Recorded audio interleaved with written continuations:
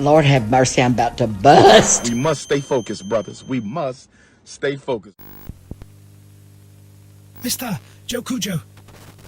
So let's talk about Stellar Blade, game that possibly could become the game of the year. I was first attracted to this game because of its similarities to Ninja Gaiden, one of my personal favorite hack and slash games, and also after seeing a tweet on X of the female protagonist Eve going up a ladder. I'm sure a lot of players have seen this by now.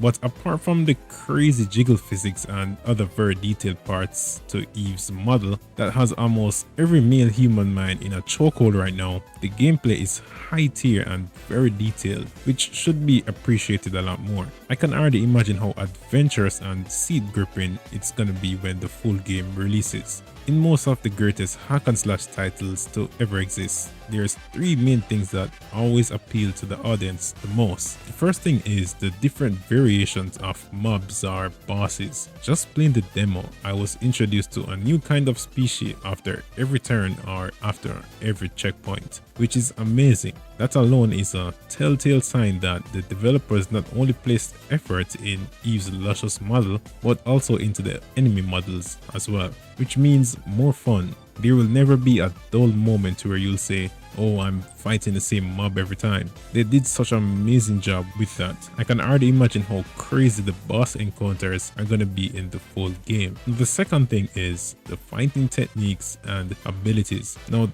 this is where it's even more interesting. When you're fighting different mobs, each of them have their own designated finisher, so it will be even more intriguing just hunting new mobs down. You also have a big skill tree where you can learn many more fighting techniques to kill foes and upgrade your power. If you've played Spider-Man before, this section is something you will understand very well. Also, not to mention, parrying and dodging in this game truly feels revolutionary compared to other hack and slash games. Now the third thing is the lore. This in my opinion is the most crucial part of any game to make sure it's done to perfection, because I believe if a gameplay of a game is extremely good but has a very bland or meaningless story behind it, it can feel very underwhelming after a while. Luckily though, you guys don't have to worry about that when it comes to Stellar Blade. The official story here says, humanity is driven from Earth after a losing war against alien invaders called Natiba. To reclaim their lost home, Eve and her squad are deployed from the colony to fight the Natiba and take back Earth. Eventually,